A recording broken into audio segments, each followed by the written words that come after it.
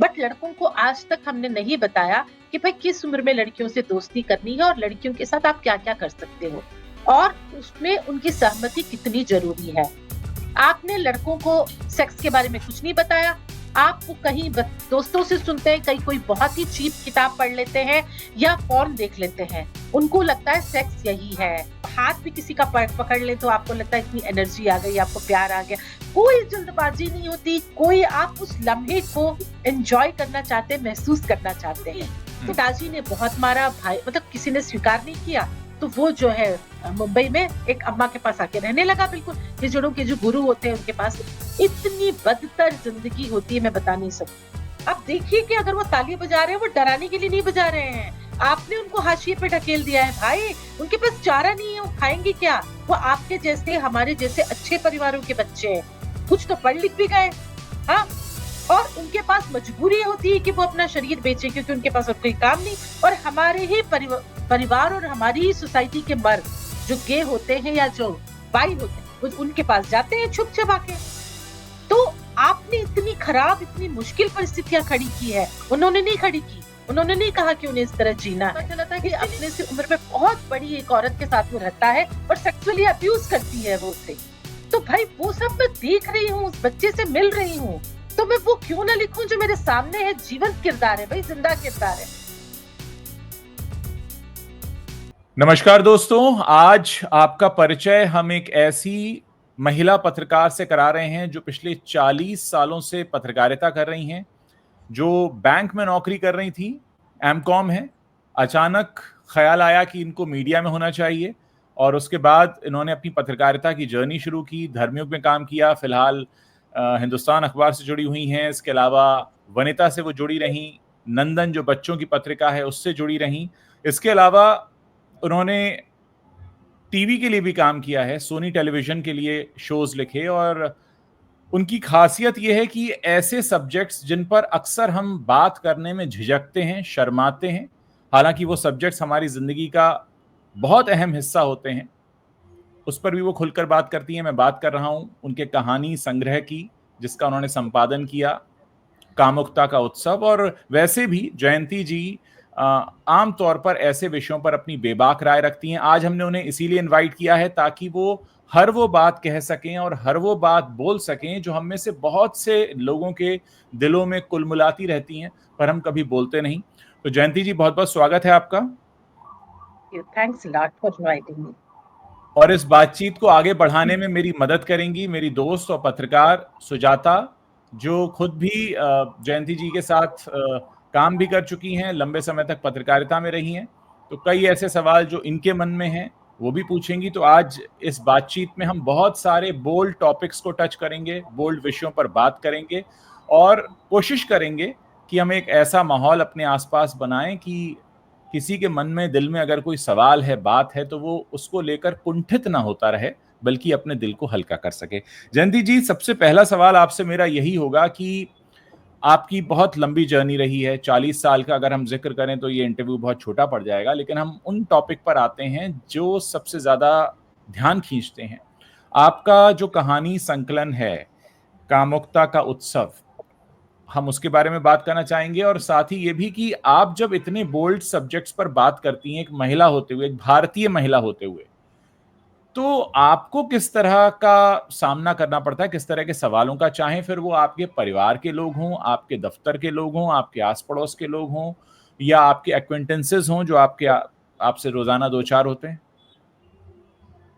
थोड़ा सा इस सवाल का जवाब देने के पहले मैं थोड़ा पीछे जाना चाहूंगी। जी मेरे नाम से जी जाहिर है, मैं एक दक्षिण भारतीय परिवार में पैदा हुई हूँ, तमिल परिवार से जी बिलोंग करती हूँ और भिलाई जैसे शहर में मेरी परवरिश हुई। तो मेरे अप्पा अम्मा दोनों बहुत समय से आगे थे और बचपन में उन्होंने हमें हर चीज पढ़ने को दिया। मतलब बचपन कहूँ तो आप सोच सकते हैं 40-50 साल पहले की जिंदगी कैसी रही होगी। तो जी वो जो कहानियां, उपन्यास हम पढ़ते थे, उसमें हमें कभी कोई रोक टोक वाली बात नहीं थी हमारे। बस जो चाहे पढ़ लीजिए। जासूसी उपन्यास भी पढ़ते थे, प्रेम कहानी, और बचपन की बात कर रही हूँ। तो मैं जब बच्चों के लिए मैंने लिखना शुरू किया और जब ये धीरे-धीरे मुझे पता चला कि मैं लिख सकती हूँ, तो मेरे आगे ऐसी कोई चुनौती नहीं थी कि तुम ये लिखो और ये मत लिखो। तो चूँकि मेरा परिवार जो है वो पहले से ये जानता था कि हम कहाँ रह रहे हैं और हम किसी को जो है आंसरेबिलिटी है ही नहीं हमारी। तो मैं जब बैंक की नौकरी छोड़ के, मुंबई में थी और बैंक की नौकरी छोड़ के जब मैं धर्मयुग में आई और वो दुनिया देखने लगी, जो मेरे लिए एक छोटे शहर की लड़की के लिए तो चमत्कार करने वाली दुनिया होती है भाई। और उस वक्त जो है भिलाई में कभी बस न देखी हुई लड़की जो है डबल डेकर बस देखे। मुझे नहीं पता मुंबई में ये डबल कौन डेकर सा बस है साल या नहीं था? है।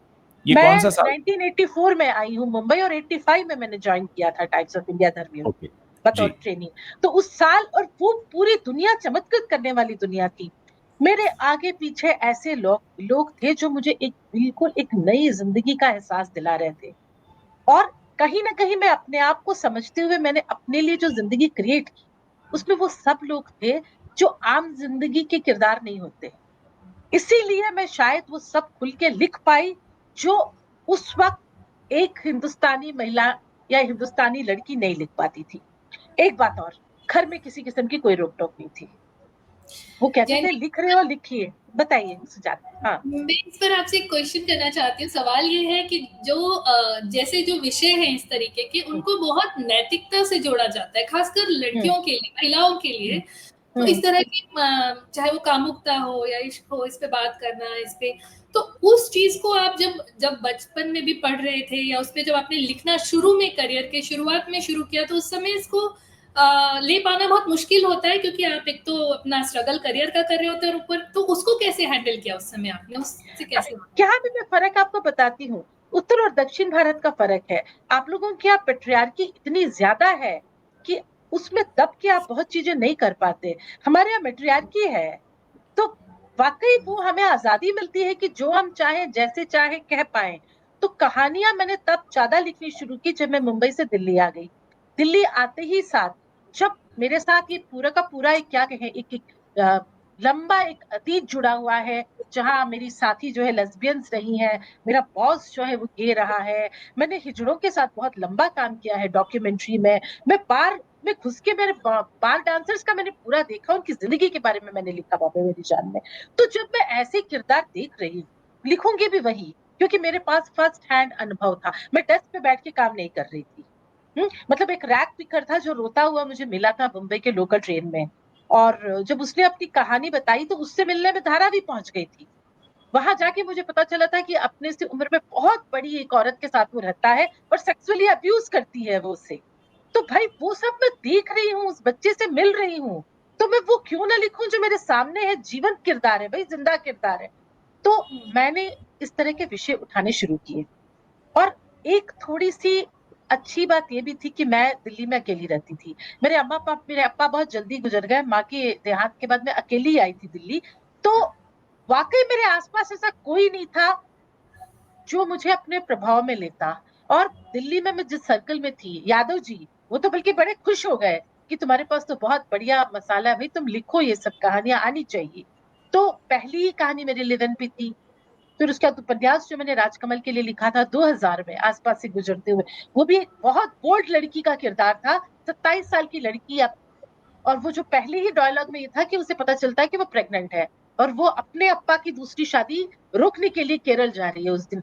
तो मैं शुरू से मुझे लगा कि ये सब किरदार सामने है, तो मैं क्यों ना उनके बारे में लिखूं। तो इसलिए मुझे कभी कहीं से कोई रोक टोक या किसी ने मुझे कभी टोका नहीं, बल्कि ये अच्छी बात ये रही कि आसपास से गुजरते हुए आने के बाद उस वक्त के सारे बड़े लेखक लेखिकाओं ने फोन करके मेरा हौसला बढ़ाया बिल्कुल। बल्कि मैं नाम लूं तो पद्मा सचदेव बहुत देर तक मुझसे उन्होंने कहा कि जयंती ये सब हम लिख नहीं पाते, क्योंकि हमारे घरों में बहुत लोग वो कर लेते हैं, नाराज हो जाते हैं अगर हम बोल्डली लिखें, सेक्स के बारे में लिखें। तुमने जो लिखा वो हमारे दिल के करीब है। तो हाँ, मुझे इस बात का बहुत क्या कहूं एडवांटेज मिला कि मैं अकेली थी, और उसके बाद जब मैंने शादी भी की और मेरा परिवार भी जब हुआ, तब भी कहीं से कोई इस तरह की बात आई नहीं।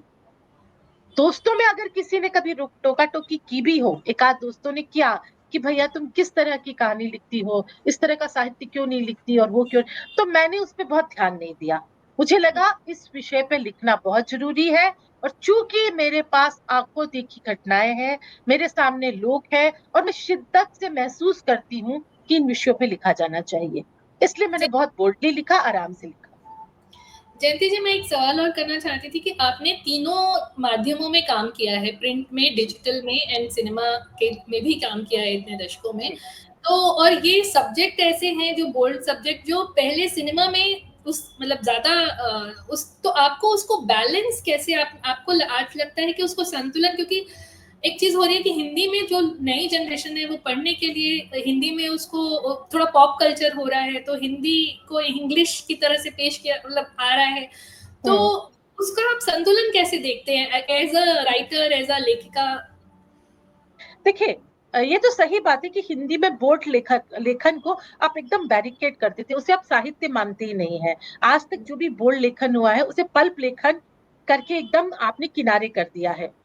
और ये भी मैंने महसूस किया कि मैं मुंबई में जब हिजड़ों पे बहुत हिजड़ों पे नहीं कहूंगी, एलजीबीटी पे और बेसिकली एचआईवी अवेयरनेस पे जब काम कर रही थी, और हमारे साथ कई सारे पत्रकार थे, मतलब साउथ के भी थे, ज्यादातर जो है नॉर्थ के हमारे साथ आए हुए थे, बिहार के।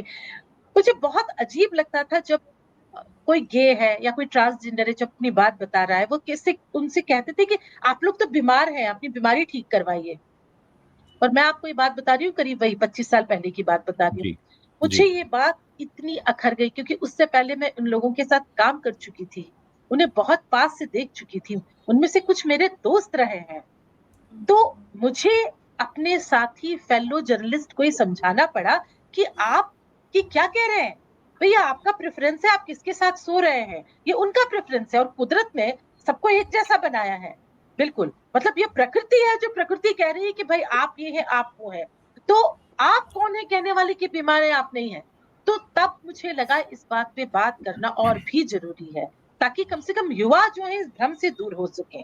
और ये भी आज भी ये त्रासदी है कि छोटे शहरों में, गांवों में, कस्बों में अगर कोई ट्रांसजेंडर है, गे है, मतलब एलजीबीटीक्यू में कोई भी है, वो अपने परिवार में खुल के कह ही नहीं पाता। उसे पता है कि क्या हो रहा है। ये मैंने देखा है कि हॉस्टल में 2 लड़कियां कई साल पहले, मुझे लगता है 45-50 बैक, वो जल के मर गई क्योंकि उनकी कुछ सहेलियों ने उन्हें किस करते या कुछ करते हुए देख लिया था। दे वर लेस्बियन। तो जब दूसरी लड़की के फादर वादर आए कि इसकी जबरदस्ती शादी करेंगे, तो उन्हें यही लगा कि साथ में जल के मर जाना वो बेहतर है। तो आप मुझे बताइए ना, हम ऐसे क्रूर समाज में रहते हैं। अगर लड़का गे है, पेरेंट्स जबरदस्ती शादी करा देते हैं बिना बताए। लड़के लेस्बियन है, जबरदस्ती शादी करा देते हैं कि शादी के बाद ठीक हो जाएगी। इस समाज को भी बहुत आगे जाना है। आपको लगातार इन विषयों पर चोट करनी है, लिखना है, ऐसी भाषा में लिखना है, और इस तरह से लिखना है कि कॉमन लोग उसे पढ़ सके और समझ सके कि ये सब प्रकृति है भाई, और प्रकृति से आप लड़ नहीं सकते। तो ये जैसे आपने कहा, आपने इस समाज मतलब उस तरह का जीवन को बहुत पास से देखा है, तो मुझे ये जानना था कि आप जब आप फिल्में देखते हैं जो इन विषयों पर आती हैं या किताबें जो पढ़ी हैं, आपको उनमें कौन सी ज्यादा इंस्पायर करती है या लगता है कि वो ज्यादा करीब है सच के? देखिए, कोई सबसे पहले तो सुजाता हम सब ने लिहाफ पढ़ी है स्मिथ चुगताई की, है ना। हाँ, मतलब मुझे लगता है 13-14 साल की भी नहीं रही होंगी उस वक्त लिहाफ पढ़ी मैंने। कुछ तब समझ में आई, कुछ नहीं आई, पर कहीं ना कहीं से आप कुछ चीजें अंदर ले लेते हैं, जज्ब कर लेते हैं। बाद में जब दुनिया समझने की कोशिश करते हैं, तब आपको वो किरदार याद आते हैं कि अच्छा ऐसा होता है। तो ये सारे किरदार जब आप सामने से देखते हैं ना, तो आपको लगता है ये एक्चुअल असल जिंदगी है।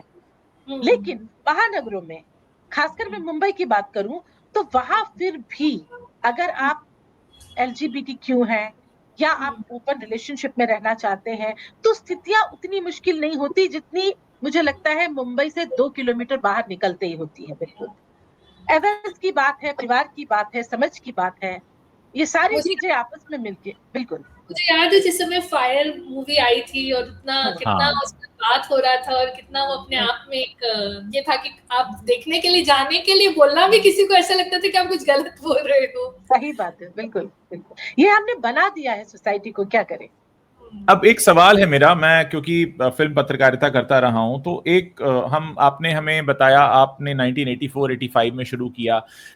कहते तो ये हैं और लगता भी ये है कि 84-85 में जिस तरह से रोमांस होता था, 25 में वैसा रोमांस नहीं होता है। आज यंगस्टर्स बहुत आराम से मिल लेते हैं, एक दूसरे का हाथ भी पकड़ लेते हैं। अब हमारे महानगरों की संस्कृति भी ऐसी खुली होने लगी है जैसे पहले नहीं थी, और फिल्मों में भी अब रोमांस कुछ अलग तरह से दिखाया जाता है। हाल ही में सैयारा बहुत बड़ी हिट हुई है, और मेरी जनरेशन के लोग तो यही सोच रहे हैं कि यार इसमें तो प्यार हुआ कब, बस उसके बाद कहते हैं ना कि मिलते ही सारी चीजें हो जाती हैं, जो चीजें शादी के बाद होती हैं वो तो उन्होंने पहली दूसरी मुलाकात नहीं कर ली। तो क्या आपको लगता है इस तरह का जो आया बदलाव है वो जो कुंठाएं हैं दबी हुई उनको कम कर रहा है, या आपको लगता है कि अभी भी स्थिति वैसी ही है, सिर्फ कुछ कुछ जगहों पे माहौल बदला है? और अगर बदला है तो कितना बदला है, और नहीं बदला है तो क्या क्या कमियां आपके हिसाब से हैं कि रह गई हैं अभी? देखिए, स्थितियां तो बहुत आमूल चूल बदली हैं। मतलब मैं अगर अपनी बात करूं तो हमारे वक्त पे अगर किसी से प्रेम होता था तो प्रेम को कहने में ही महीनों लग जाते थे, हाथ पकड़ने में फिर कुछ और महीने लग जाते थे, किस की बात करूं तो शायद सालों लग जाते थे। और प्लस उस वक्त हम लोगों की अपब्रिंगिंग ऐसी हुआ करती थी कि अनलेस अंटिल वो लड़के के साथ हमारा रिश्ता पक्का ना हो जाए, मतलब मैं अब चूंकि महिला हूं, उस वक्त लड़की हुआ करती थी तो अपने बारे में बात करती हूँ कि अगर उस वक्त जो है मैं ये श्योर नहीं हूं कि इस लड़के के साथ मेरा रिलेशनशिप लंबा जाना है, लंबे से हमारा मतलब सिर्फ शादी से ही होता था उसको, ठीक है, हम ओपन रिलेशनशिप की बात तब दिमाग में आती नहीं, तब जाके हम फिजिकल होने की बात सोच सकते थे, राइट। अब मैं पिछले 20 सालों में कुछ बदलते हुए देखा, फिर मैंने देखा सेक्स टैबू नहीं है। आज की तारीख में अपने आसपास जो 19-20 साल की लड़कियों को मैं देखती हूँ, उनके लिए सेक्स एक जरूरत है, एक एक्सपेरिमेंट है। वो सेक्स करने के लिए प्यार होना जरूरी मानती ही नहीं है। हमारे वक्त डेटिंग ऐप नहीं होते थे, अब डेटिंग ऐप पर जम के इस्तेमाल करते हैं। मतलब हमारी उम्र की औरतें भी करती हैं डेटिंग ऐप में, इससे वो नहीं बरतूंगी कि नहीं करती हैं, बट जो भी टीनेजर्स हैं उनकी पूरी जिंदगी प्यार को लेके बदल गई है। एक तो मुझे लगता है इमोशनल क्वोशंट बहुत कम हो गया है। अब ये नहीं है कि आपका ब्रेकअप हुआ और सालों तक आप जो है टेसुए बहाते रहे और आप गाने गाते रहे। हाँ, जो भी हमारे वक्त पे कुमार सानू बहुत पॉपुलर हुआ करते थे, या रफी भी बहुत चला करते थे, मुकेश, है ना। लेकिन हाँ, लेकिन अब बिल्कुल भी ऐसा नहीं है। मैं प्यार को लेके, इश्क को लेके अब किसी भी युवाओं की आंखों में वो डोरे या वो सितारे नाचते हुए नहीं देखती हूँ। मतलब दिल्ली में कम से कम जब भी मैं मेट्रो से जा रही हूँ या पार्क में देखती हूँ, तो अब जैसे आप मिल रहे हो जैसे, मैं नीना गुप्ता का एक कोट यहाँ बताना चाहूंगी। नीना गुप्ता ने अपने इंटरव्यू में कहा है, बल्कि अपनी किताब में भी लिखा है कि प्यार जैसा कुछ होता नहीं है, औरत और आदमी के बीच सेक्स ही होता है, बाद में साथ रहने लगते हैं तो फिर आपके बीच कुछ इक्वेशन बन जाते हैं। मैं ये मानती हूँ कि ये बात 100% सच है। बात सेक्स एक से शुरू एक होती है। बात जी एक बात यहाँ पर कहना चाहूंगा, क्योंकि हम आज के परिवेश की बात कर रहे हैं। हमने जी। नीला ड्रम भी देख लिया, हमने सोनम रघुवंशी भी देख लिया, हमने ये भी देख लिया कि आज के खुले समाज में शादी के बाद पति का कत्ल भी हो रहा है, पत्नी का भी हो रहा है, मैं ये नहीं कह रहा कि सिर्फ पति का हो रहा है, और बहुत खुलकर चीजें सामने आ रही हैं। जो मैंने 2 केस जी का जिक्र इसलिए किया कि लोगों ने वो केसेस पढ़े हुए हैं, और वो अकेले केसेस नहीं है, वैसे और बहुत केसेस हुए हैं, शायद मैं जी बहुत से जी। भूल भी रहा हूँ। तो एक तरफ हम कह रहे हैं कि खुलापन आ गया है, और एक तरफ हम इन चीजों में भी बहुत ज्यादा बढ़ोतरी होती हुई देख रहे हैं। तो इसको कैसे आप देखती हैं? मैं आपसे सवाल इसलिए पूछ रहा हूं कि आपका 40 साल का पत्रकारिता का करियर तो रहा जी ही है, साथ ही आप जी। हिंदुस्तान को एक बढ़ते हुए देख रही हैं, एक नागरिक की तरह भी।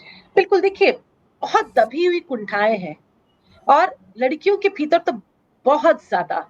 देखिए, मेरी उम्र की जो औरतें थी जो बेतहाशा दबाई गई, अब मैं पेट्रियार्की की ही बात करती हूँ कि आप अपनी मर्जी का की पढ़ाई नहीं पढ़ सकते, आप घर से बाहर निकल के पढ़ नहीं सकते, एक सर्टेन उम्र में शादी करनी है, लव मैरिज नहीं करनी है, हमने जिससे कहा उससे करनी है। बहुत पेंट अप फीलिंग, बहुत घुटन लेके वो एक नई दुनिया में कदम रख रही है। वो अपनी बेटी को ऐसा नहीं बनाना चाहती क्योंकि वो शहर में आ गई है, उसका पति शहर में कमाता है। बेटी को उसने आजादी दे दी और बेटी को उसने कहा तब के मत रहना, मैंने जिंदगी में जो सहा है वो तू कतई मत सहना। बेटी शुरू से उस पूरे, क्या कहते हैं, नीति शास्त्र के साथ बड़ी हो रही है कि मुझे अपनी माँ की जिंदगी नहीं जीनी, मुझे वो जिंदगी जीनी है जो माँ नहीं जी पाई है। ये पेंट अप फीलिंग जो है आजकल की लड़कियों में इतना अधिक है। आप आज की तारीख में मेरी जितनी भी दोस्तों की बेटियां हैं, उनसे ज्यादा जिनके बेटे हैं वो डरी हुई हैं। उनको लगता है पता नहीं उनके घर में उनके बेटों की क्या बहुएं आए, कैसी आएंगी लड़कियां। लव मैरिज हो तब भी उन्हें नहीं पता, अरेंज मैरिज हो तब भी उन्हें नहीं पता। मतलब अच्छा लड़का या अच्छी लड़की मिलना आजकल बेहद क्या कहते हैं, एक बहुत भाग्य वाली बात हो गई है। बिल्कुल मैं कहूंगी कि हमारे एज ए समाज की गलती है। हमने लड़कियों को इतना दबाया, इतना दबाया कि हमने उसे सही और गलत बताया ही नहीं।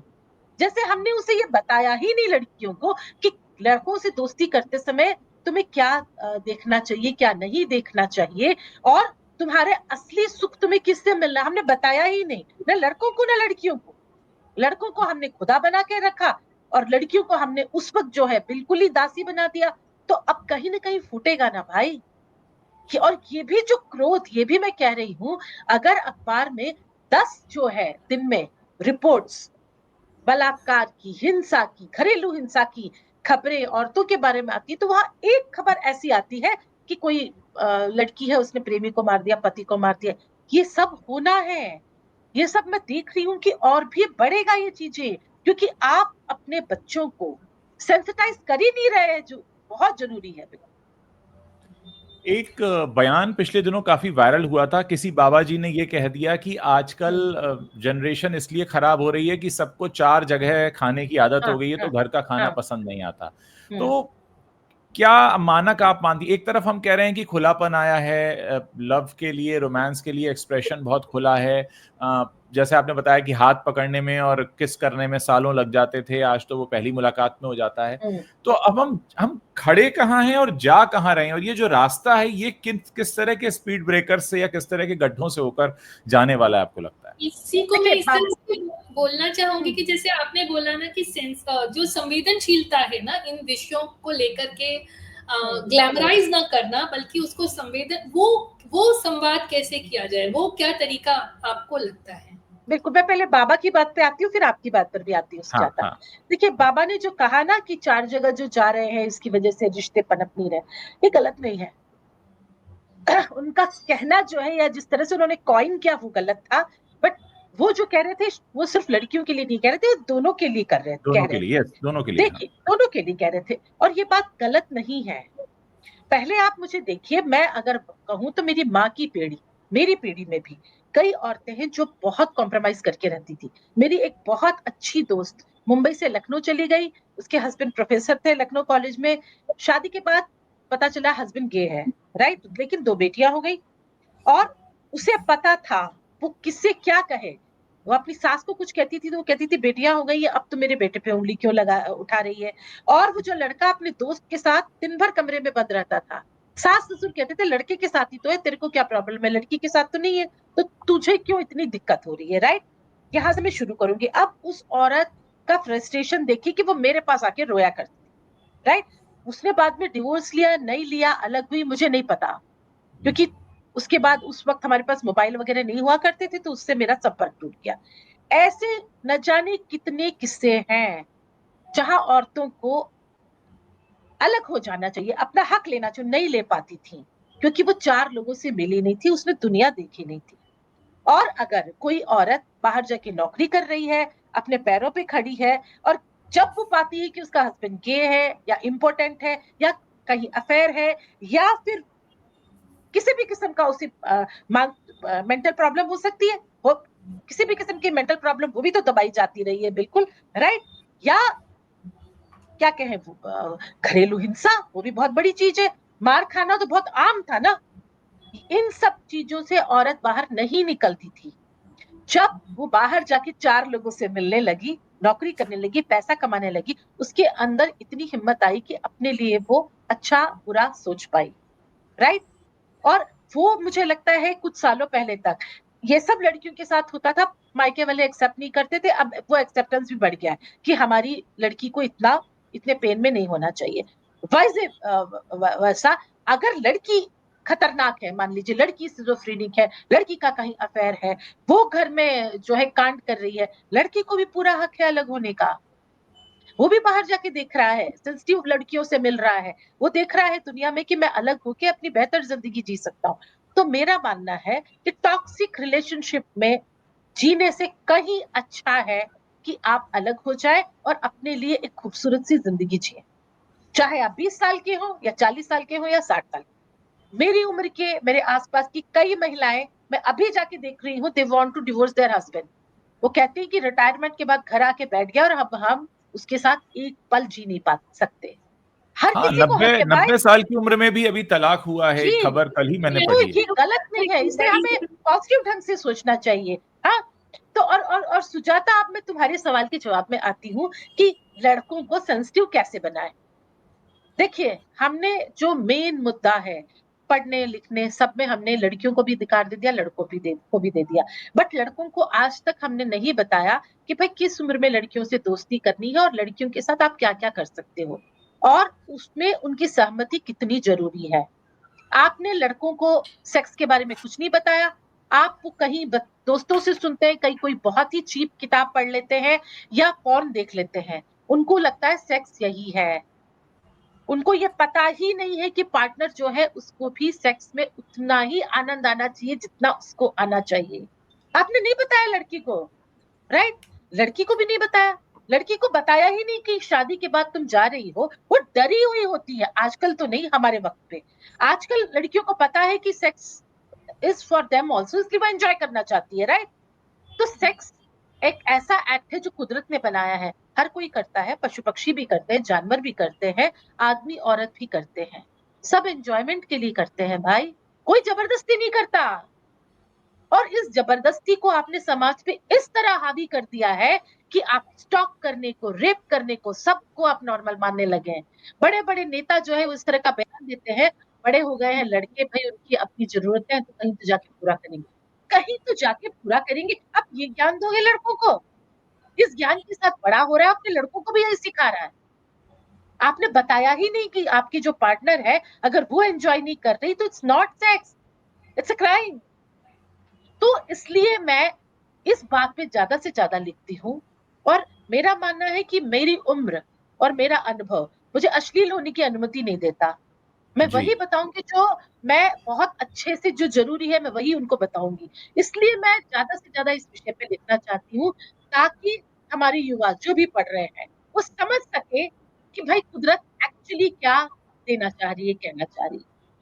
जो आपने बात बोली मैं उससे सहमत हूँ। एक आपने अभी जैसे बोला कि आप जो लिख रहे हैं उसको अगर आप फ़िल्मों में या वेब सीरीज़ में वो उसको आए वो सामने, तो उसको आप किस तरह के टोन में या किस तरह से देखना चाहेंगी? मतलब उसको आप क्योंकि वो एक माध्यम है जो बहुत युवाओं को आकर्षित करता है, मतलब जी। अ, हुँ। तो उसे आप कैसे देखते हैं? मैं जानना मैं बहुत सेंसिटिव ढंग से चाहूँगी, बिल्कुल। देखिए, आजकल तो मुझे लगता है जितनी मुंबई में फ़िल्म या वेब सीरीज़ बन रहे हैं, उसमें एक-आध कैरेक्टर आपका एलजीबीटीक्यू से ज़रूरी हो जाता है।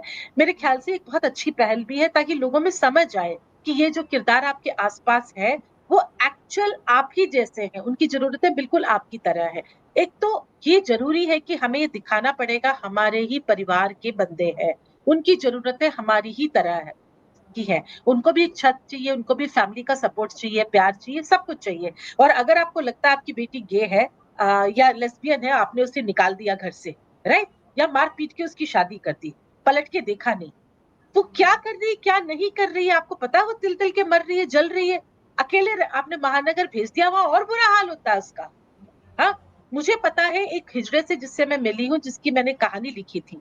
वो बहुत अच्छे परिवार से था चेन्नई में और चूँकि पिताजी ने बहुत मारा, भाई मतलब किसी ने स्वीकार नहीं किया, तो वो जो है मुंबई में एक अम्मा के पास आके रहने लगा बिल्कुल, हिजड़ों के जो गुरु होते हैं उनके पास। इतनी बदतर ज़िंदगी होती है मैं बता नहीं सकती। ज्योति मतलब नाम था उसका, वो अपने आप को लड़की ही कह के बताया करती थी। मतलब मैं उसके साथ बहुत मैंने समय गुज़ारा है। मुझे लगता है कि आप पास से उनको देखिए, आप देखिए कि अगर वो ताली बजा रहे हैं, वो डराने के लिए नहीं बजा रहे हैं। आपने उनको हाशिए पे ढकेल दिया है भाई, उनके पास चारा नहीं है, वो खाएँगे क्या? वो आपके जैसे, हमारे जैसे अच्छे परिवारों के बच्चे हैं। कुछ तो पढ़ लिख भी गए, हाँ? और उनके पास मजबूरी होती है कि वो अपना शरीर बेचें क्योंकि उनके पास और कोई काम नहीं। और हमारे ही परिवार और हमारी ही सोसाइटी के मर्द, जो गे होते हैं या जो बाई होते हैं, वो उनके पास जाते हैं छुप-छुपा के। तो आपने इतनी खराब, इतनी मुश्किल परिस्थितियाँ खड़ी की है, उन्होंने नहीं खड़ी की। उन्होंने नहीं कहा कि उन्हें इस तरह जीना है। इसीलिए मुझे लगता है कि चाहे फ़िल्म हो, वेब सीरीज़ हो, कहानियाँ हैं, हमें बहुत सेंसिटिव तरीके से इसी तरह से पोर्ट्रे करना चाहिए। हमें रोना नहीं चाहिए, हमें ढिंढोरा नहीं पीटना है, हमें ये नहीं कहना है। हाल-फिलहाल मैंने एक कहानी पढ़ी थी, जिसमें एक जी। लेस्बियन लड़की जो है अपने शरीर को नोच नोच के पूरा कर रही, क्योंकि लड़का जबरदस्ती किसी लड़के ने सेक्स कर लिया है, वो बहुत नफरत से शरीर का पूरा क्या कहते हैं अपनी स्किन को नोच रही। मैं नहीं चाहती ऐसा कुछ हो, मैं कतई नहीं चाहती। मैं चाहती हूँ कि एक लड़की अगर है तो अपने परिवार के साथ वो शेयर करे, परिवार वाले ये मान के चले कि यस, एक लड़का नॉर्मल है, एक लड़की नॉर्मल है। ये नॉर्मल नहीं, एक लड़का जो है लड़की से शादी करना चाहता है, एक लड़की लड़के से, और ये अपना पार्टनर खुद चुनना चाहती है, राइट? ये खुश रहना चाहती है, चाहे वो एसेक्सुअल हो या डिफरेंटली सेक्सुअल हो। हमें आज की तारीख में हर किसी को स्वीकारना होगा एक परिवार की तरह, ताकि रोड पे ये जो चलते फिरते आपको नजर आते हैं, जो आपको लगता है आपको डरा रहे हैं, वो दरअसल आपको डरा नहीं रहे, आपको यथास्थिति बता रहे हैं कि आपकी वजह से हमें ये करना पड़ रहा है। जयंती जी, एक और सवाल था, आपकी कहानियों पर और आपके लेखन पर कुछ यूनिवर्सिटीज में शोध रिसर्च वगैरह भी हुआ है, शोध भी हुआ है, तो उसके बाद क्या आप, कई बार होता है कि उस तरह के उस पे जाने के बाद हमारे दृष्टिकोण में कुछ चेंज आ जाता है, बदलाव आ जाता है, हम चीजों को, अपने लिखी चीजों को दूसरे नजरिए से देखने लगते हैं, तो ऐसा कोई बदलाव आपके लेखन में उसके बाद आया है, या लगा आपको कि? देखिए, एकदम मैं नहीं कह सकती उसके बाद कोई बदलाव आया है। तो देखिए, आसपास से गुजरते हुए और उसके बाद के नॉवेल बॉम्बे मेरी जान तक, इवन मुंबई में भी एसएनडीटी यूनिवर्सिटी में शोध वगैरह हुए पूरे के पूरे। देखिए, मैं अपने ऊपर कोई बोझ लेके नहीं चलती। मैं इसलिए नहीं लिखती कि मेरे उपन्यासों पर या कहानियों पर शोध हो। मैं कतई लिख के नहीं चलती। मैं आनंद के लिए लिखती हूँ, मैं किसी भी चूहा दौड़ या रैट रेस का हिस्सा नहीं हूँ। हाँ, मैं चूंकि पॉपुलर राइटिंग लिखती हूँ तो आप ये कह सकते हैं कि मैं साहित्यकार नहीं हूँ, मुझे मंजूर है।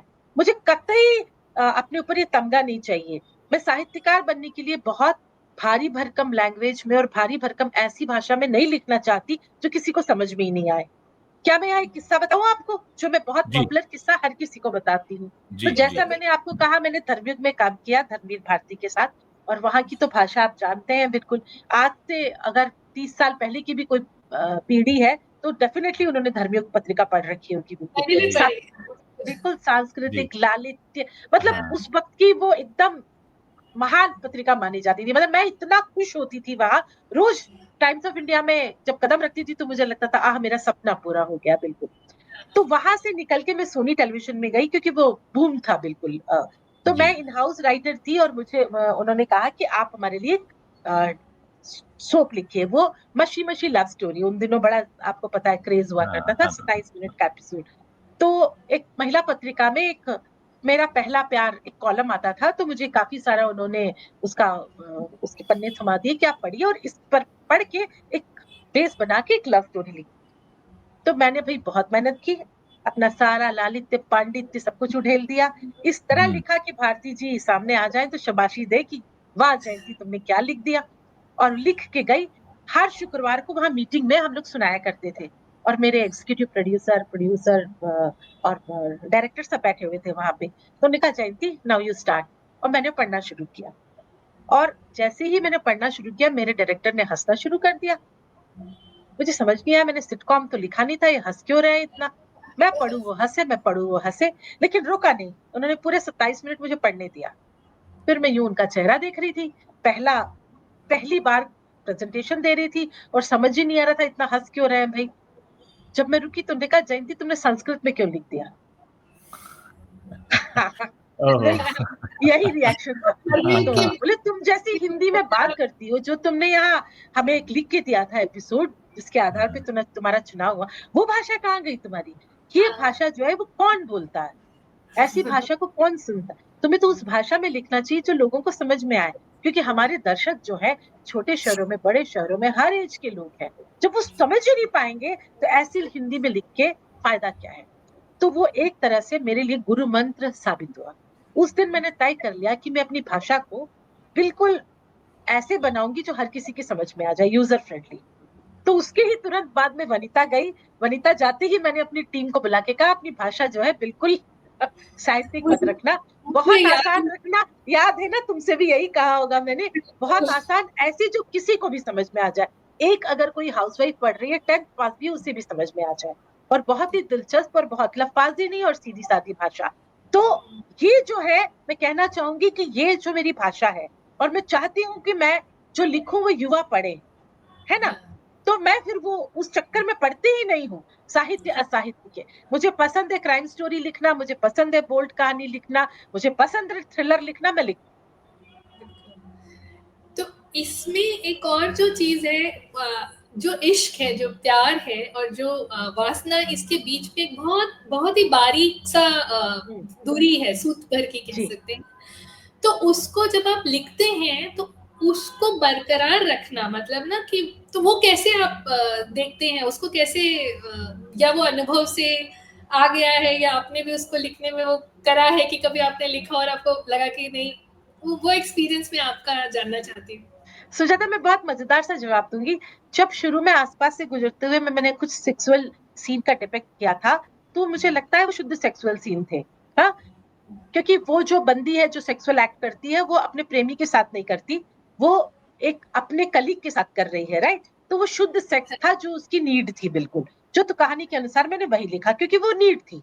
वो देख रही थी सबको सेक्स करती, उसे लगा ये मेरी नीड है, मैं कर रही हूँ। लेकिन ये जो आप कामुकता का उत्सव की बात कर रही है, जो इरोटिक स्टोरीज मैंने लिखी हैं, इरोटिक ऑडियो बुक्स के लिए भी लिखा है मैंने, मैं ये ध्यान रखती हूँ, क्योंकि इश्क जब हो रहा है ना, आप इश्क के साथ साथ अगर आप किसी से रिश्ता बना रहे हैं, बहुत सुकोमलता होती है, बहुत प्यार होता है, और किसी किस्म की जल्दबाजी नहीं होती। तो उसका डिपिक्शन वैसे ही होता है ना? आप हाथ भी किसी का पकड़ ले तो आपको लगता है इतनी एनर्जी आ गई, आपको प्यार आ गया। कोई जल्दबाजी नहीं होती, कोई, आप उस लम्हे को एंजॉय करना चाहते हैं, महसूस करना चाहते हैं। तो वहां तो आप बिल्कुल वो डिपिक्शन होगा उसका। लेकिन अगर कोई बंदा किसी सेक्स वर्कर के पास गया है, राइट, या कोई लड़की ने किसी जिगोलो को बुलाया हुआ है, किसी महिला ने, तो वहां जिस किस्म का होगा, हाँ, उसमें वासना ज्यादा होगी, राइट? तो ये कहानी के प्लॉट पे डिपेंड करता है कि उसमें क्या जरूरी है। वहां वासना जरूरी है, इश्क के साथ संबंध जरूरी है, कि उत्तेजना ज्यादा जरूरी है। तो वो किरदारों पे, स्थितियों पे डिपेंड करता है, बिल्कुल। पर मेरा मानना है कि जब भी आप किसी इस तरह की स्थिति को डिपिक्ट करें ना, आपको ये ध्यान रखना होगा कि वो अश्लील ना हो जाए। वाकई इसमें सूत का फासला ही है। क्योंकि मैं जो बात मुझे बहुत, क्या कहें, परेशान करती है, कि आज भी छोटे शहर के लड़के, है ना, और वो लड़की ही कहूंगी, क्योंकि लड़कियों की पहुंच उस तरह की किताबों से मुझे नहीं लगता बहुत आसान है। हालांकि मैंने सुना है कि चाचियां बुआ वगैरह तकिए के नीचे रख लेती हैं और यूं बांटती फिरती हैं, लेकिन फिर भी उसमें जो डिपिक्शन होता है ना, वो सिर्फ और सिर्फ उत्तेजना होता है, और सिर्फ जिन बातों का मैं विरोध करती हूँ, वो बातें होती हैं। जबरदस्ती लड़की को स्टॉक कर लो, जबरदस्ती लड़की को पकड़ के ले आओ, जबरदस्ती जो है आप, नहीं नहीं नहीं, इन सब के तो मैं भयानक विरोध है। मेरा तो डंके की चोट पे कहना चाहती हूँ मैं, कि भाई ये प्यार सेक्स नहीं है। और कामुकता को भी मैं कहूंगी कि अगर ये जबरदस्ती से है, ये तो ये जो है अपराध है, ये क्राइम है, ये कामुकता नहीं। तो ये बात आप समझ लीजिए कि कोई भी लड़का जो है वो ये समझ रहा है कि इस लड़की के पीछे पीछे मैं जाऊंगा, इसको पकड़ के मिस करूंगा और उसको मेरे कमरे में ले जाऊंगा या होटल के कमरे में ले जाऊंगा। That's not love at all. कि उसे सजा जरूर मिलनी चाहिए। और हर वो लड़की जो ये सुन रही है पॉडकास्ट, उसे समझना चाहिए कि जो लड़का उसके पीछे आता है, जो लड़का उससे जबरदस्ती करता है, और जो हक जमाता है उस पे, वो कभी उसका प्रेमी साबित नहीं होता। तो मना करोगी, मना करके देखो वो क्या करता है। यहाँ एक बात और जुड़ना चाहूंगी, उज्जवल और सुजाता, आपने सवाल नहीं पूछा। हमने जी लड़कों को क्या कहना चाहिए, नहीं सुनने की आदत ही नहीं सिखाई। जी हाँ, बिल्कुल। ये बहुत बड़ा हम पॉइंट है जी। जो है, हमारे लड़के, लड़की ने मना कर दिया, नहीं मानना चाहते। वो पहले अगर लड़के में ताकत है और गुंडा टाइप है, लोगों ने उसे बड़ा चढ़ा दिया, तब तो एसिड लेके और पिस्तौल लेके भागेंगे। और लड़का कमजोर दिल का है, तो वो जो है ड्रग्स करने लगेगा, शराब पीने लगेगा, मेंटल रोग हो जाएगा, उसको तमाम तरह की प्रॉब्लम्स हो जाएगी। जिंदगी जीना भूल जाते हैं इस तरह के लड़के। एक नहीं ही तो है भाई, एग्जाम में फेल हो जाते हो तब क्यों नहीं होता तुम्हें ये बुखार? हाँ, घर में एक रोटी कम मिली तब क्यों नहीं होता? ट्रेन छूट गई तब क्यों नहीं होता? लड़की ने नहीं कहा है, कोई बड़ी बात नहीं है। कल को कोई लड़की तुम्हारे पास आएगी, तुम भी नहीं कह सकते हो। चॉइस है भाई, ये क्यों नहीं सिखाते हम? और ये, इन सब बातों की जड़ यही है कि आपने उनको इतना सेंसिटिव बनाया ही नहीं कि किसी नहीं का मुकाबला कर सके, वो भी स्वस्थ दिमाग के साथ। उनके ईगो को भी हम सेटिस्फाई करते जाते हैं ना, उनके ईगो को हम कोसते बिल्कुल, रहते हैं। बिल्कुल। तो ईगो यही है ना, ईगो यही है कि ईगो बहुत ज़्यादा है तो आपने लड़की पे हमला कर दिया, ईगो कम है तो आप जो है वो बन गए, एकदम मजनू बन गए। हाँ। एक सवाल यहाँ पे, आपने जिस तरह के साहित्य की बात की या जैसा लेखन आपका रहा है, आपकी क्या कोशिश है? मैं इसलिए पूछ रहा हूँ कि आजकल एक तो पढ़ने का चलन बहुत कम हो गया, लोग आपस में मिलते हैं, बोलते हैं हाँ भाई नेटफ्लिक्स पे क्या देखा, कौन सी वेब सीरीज देखी, कौन सी फिल्म देखी। आजकल मुझे नहीं लगता कहीं पर किताबें डिस्कस होती हो कि हम आजकल मैं ये पढ़ रहा हूँ या मुझे ये पढ़ना है, या ये बहुत बहुत ही सीमित हो गया है। इसको किस तरह से आप देखती हैं, और आपको क्या लगता है आपकी जो कोशिश थी, आप उसमें किस हद तक आपको लगता है कामयाबी मिली है, और क्या चीजें हैं जो अभी भी चुनौतियां हैं? जी, देखिए ये बात बहुत सही कह रहे हो उज्ज्वल कि हमने जो है खासकर हिंदी में, हाँ, जी। बहुत कम हो गए हैं पाठक। वजह देखिए ना, इसके वजह में भी आप जाइए तो आपको 30-40 पहले का समाज मिल जाएगा, जिन्होंने अपने बच्चों को इंग्लिश मीडियम में पढ़ाया। हम हिंदी को जो है दोयम दर्जे का मानते चले गए। हम मानते चले गए कि हिंदी पढ़ के उसमें कोई करियर नहीं बनेगा। तो छोटे-छोटे शहरों में भी, मतलब अभी मुझे पता चला कि भिलाई के जिस स्कूल में मैं पढ़ी हूँ, वो स्कूल बंद हो गया क्योंकि वहाँ सारे प्राइवेट स्कूल्स आ गए हैं बिल्कुल। सबको इंग्लिश मीडियम में पढ़ाना है। इंग्लिश मीडियम जो है वो आपको लगता है कि सफलता का पासपोर्ट है, राइट? तो मैं जी। जब नंदन की संपादक थी और हम जाते थे स्कूलों में, तो हमारे सामने प्रिंसिपल टीचर्स कहते थे कि हिंदी पढ़ के बच्चे क्या करेंगे? हाँ, उनको तो अंग्रेजी आनी चाहिए, वो तो अंग्रेजी पढ़ेंगे बिल्कुल, तब जाके उनको नौकरी मिलेगी। ये सब हमारा किया धरा है, राइट? अब हम आते हैं आज की तारीख में हिंदी के पाठकों पर।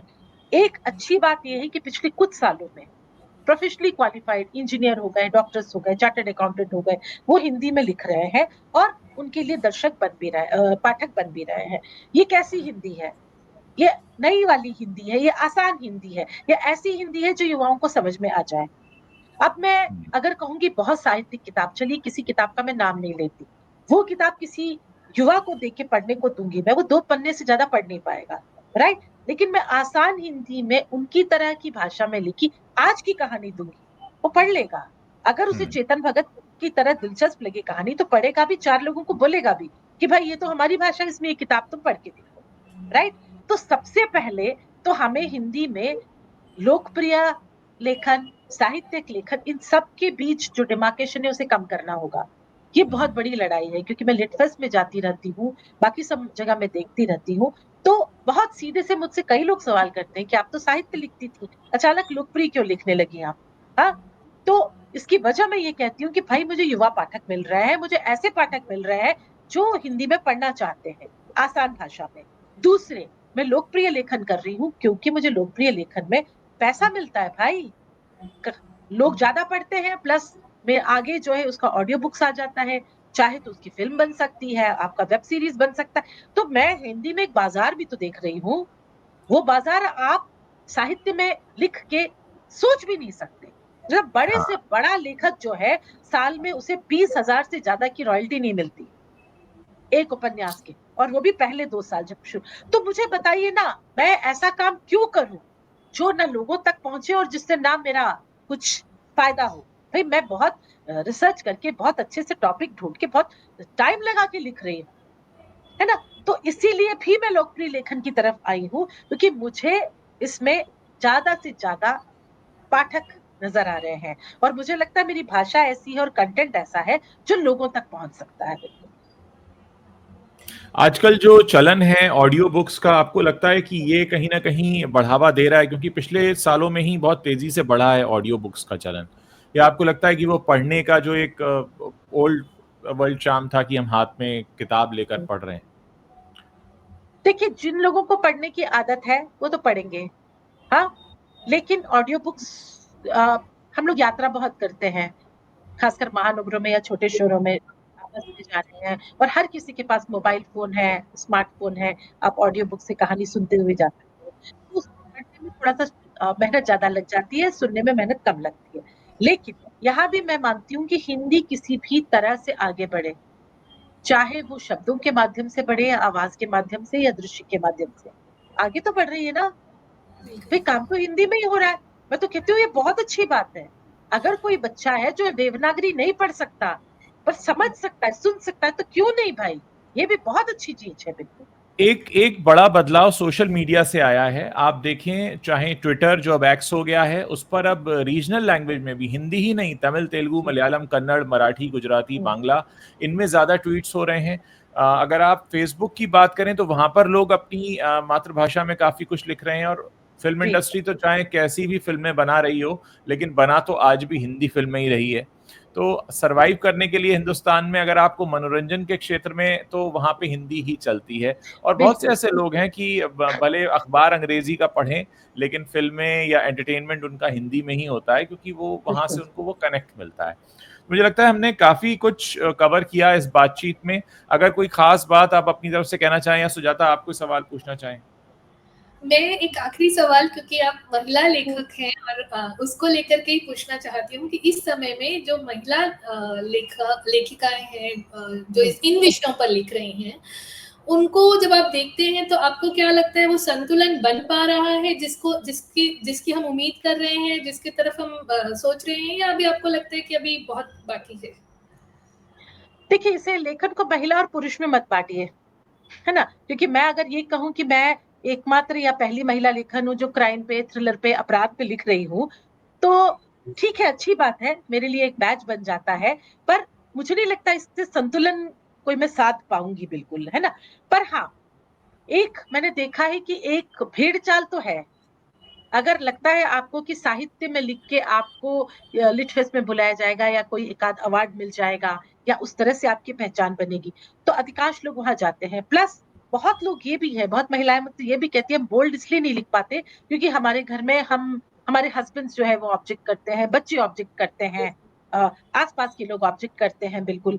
तो लिखते भी हैं, जैसे इरोटिक जो स्टोरी है, ये जो आप कामुकता का उत्सव, आप उसमें देखिए, उसमें बहुत सारे अच्छे महिला लेखक और लेखिकाओं ने कहानियाँ लिखी हैं बिल्कुल, और अपनी-अपनी संवेदनाओं के साथ लिखी है बिल्कुल। सारी कहानियाँ मैं नहीं कहूँगी कि सेक्स को बहुत पॉजिटिव वे में दिखाया जा रहा है। इसमें एक चाइल्ड अब्यूज की कहानी भी है, एक ऐसी गर्लफ्रेंड की कहानी भी है जो अपने बॉयफ्रेंड से कहती है कि यार बहुत बोर हो गई इस ज़िंदगी से, अब मुझे लगता है कि तुम ऐसा कुछ करो जिससे मज़ा आ जाए। तो पूछता है क्या? तो बोलता है तुम मेरा रेप करो। हो सकता है मैं मज़ा, और वो जब शुरू करता है तब वो कितना तड़पती, बचना चाहती वो, मतलब उसे नफ़रत हो जाती है अपने बॉयफ्रेंड से। ये इस तरह की भी कहानी है बिल्कुल, है ना? हुँ। तो मेरा मानना है कि मैं संतुलन की बात सोचती नहीं हूँ, और शायद लेखक को सोचना भी नहीं चाहिए। उज्ज्वल जी, अभी आपने बात की थी तमिल, मराठी, कन्नड़ आदि भाषाओं में कि किस तरह से वो जो है आजकल ट्वीट चल रहा है, सोशल मीडिया का प्रसार बढ़ रहा है। तो चूँकि मैं तमिल भाषी हूँ और कन्नड़ में मेरे जीजाजी कन्नड़ है, मैं अक्सर जाती रहती हूँ बैंगलोर और मैसूर, और मराठी यस, बहुत क्लोज़ फ्रेंड्स हैं। तो वहाँ पे मातृभाषा को लेके बहुत गौरव है। आज भी बच्चे अपनी भाषा में किताबें पढ़ते हैं, और वहाँ एक लिटफेस्ट मैंने अटेंड किया, हर कोई कन्नड़ में बात कर रहा था, और कन्नड़ की इतनी अच्छी-अच्छी किताबें आ रही थी। भानु मुश्ताक भी थी जिसको इस साल बुकर मिला, वो आराम से कन्नड़ में बात कर रही थी और सब कन्नड़ में पढ़ के सवाल-जवाब कर रहे थे। तो ये जो गौरव है, ये गौरव हमें हिंदी में वापस लाना पड़ेगा बिल्कुल। तो एक तो मुझे लगता है कि ये एक बहुत ज़रूरी बात है। दूसरा, सोशल मीडिया के ज़िक्र से मैं कहूँगी कि जितने भी युवा हैं जो आजकल लिख रहे हैं, लिखना चाहते हैं, चाहे शेरो शायरी हो, कविता हो, कहानी हो। पहले हमारे वक़्त पे मंच नहीं मिला करता था उनको। आपने कुछ लिखा, आपने संपादकों को भेज दिया, ये उनकी मनमर्ज़ी पे था कि वो छापे ना छापे, और अक्सर तो उनके डस्टबिन में ही जाया करता था। अब ये सोशल मीडिया ने इतना ज़्यादा एक प्लेटफ़ॉर्म दे दिया है, चाहे आप एक्स की बात करें, इंस्टा की बात करें, फेसबुक की बात करें, यहाँ पे आप वो सब लिख सकते हैं जो आप चाहते हैं। मैं देख रही हूँ कि युवा बहुत अच्छा लिख रहा है, हिंदी में लिख रहा है और गज़ब का लिख रहा है। उसके एक्सप्रेशन, उसका मैं क्या कहूँ बैकड्रॉप, और उसके प्लॉट्स इतने अच्छे, इतने बढ़िया हैं कि पूछिए मत। और कई सारे पब्लिशर्स हैं जो सोशल मीडिया से अपने लिए राइटर तलाशते हैं। वहाँ देखते हैं इनके इतने फॉलोवर्स हैं, इनकी इतनी अच्छी चीज़ें, तो वो उनकी किताबें छापते हैं कई। तो सोशल मीडिया ने ऑफ कोर्स ये क्रांति तो की है।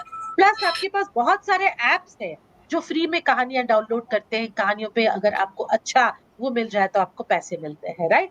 तो मुझे लगता है कि हिंदी को लेके हमें बहुत निराश नहीं होना चाहिए, ये अच्छा वक्त है। मैंने आपको आप बताया कि मेरा जो 3 साल पहले नॉवेल शैडो आया है, उस पे जी। एक फिल्म बन रही है, जी। ई निवास बना रहे हैं चैप्टर 2 नाम से, और जी। पिछले साल जो उपन्यास आया था मेमराजी, उस पे भी चर्चा चल रही है कि कुछ वेब सीरीज या कुछ बन सकता है। तो मैं आपको जैसे बता रही थी कि लोकप्रिय लेखन लिखने का एक फायदा ये भी होता है कि आपकी रीच थोड़ी बढ़ जाती है।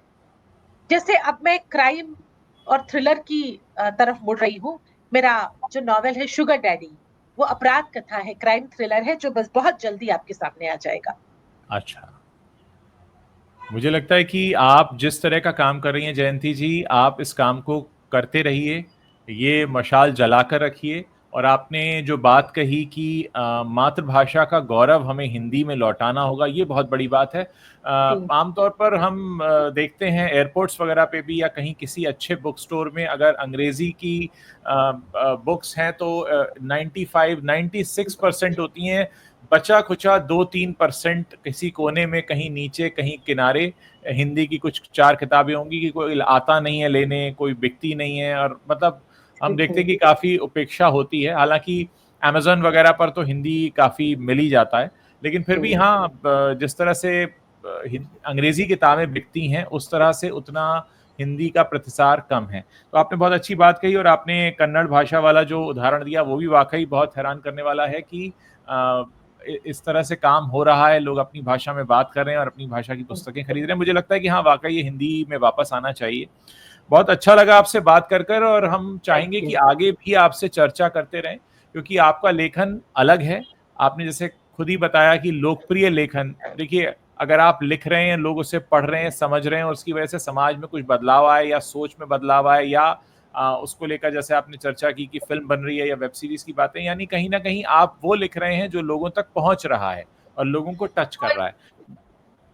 और कुछ विषयों को खुलकर उन पर बात कर पा रहे हैं, कुछ विषयों पर खुलकर लिख रहे हैं, जिन पर खुल के नहीं लिखा जा रहा था, बात हो रही हाँ, है। आज हमने ये जो चर्चा की, हमने कितना खुलकर बात की, हमने किस तरह से सेक्सुअल डिज़ायर के बारे में और चीज़ें जितनी चेंज हुई हैं, कितनी बदली हैं, उस पर हमने खुलकर बात की। इसीलिए संभव हो पाया क्योंकि आपने पिछला इतना कुछ लिखा है, इसीलिए आज हम इस पर बात करने बैठे हैं। मुझे लगता है कि ऐसी चर्चा और ऐसी बातचीत होती रहनी चाहिए। बहुत-बहुत शुक्रिया जयंती जी, आपने समय निकाला और हमारे से बातचीत की। सुजाता, आपका भी शुक्रिया। Thank you Ujjwal, thank you Jayanti ji, बहुत अच्छा लगा बात थैंक करके। और यू, हाँ, जैसे थैंक उज्जवल यू बोल रहे हैं उज्जवल। कि होती रहे ऐसी बातचीत, तो हम लोग ये उम्मीद करते हैं। जी। Thank you Ujjwal, thank you Sujata, आप लोगों ने बहुत अच्छे सवाल पूछे। Thanks a lot.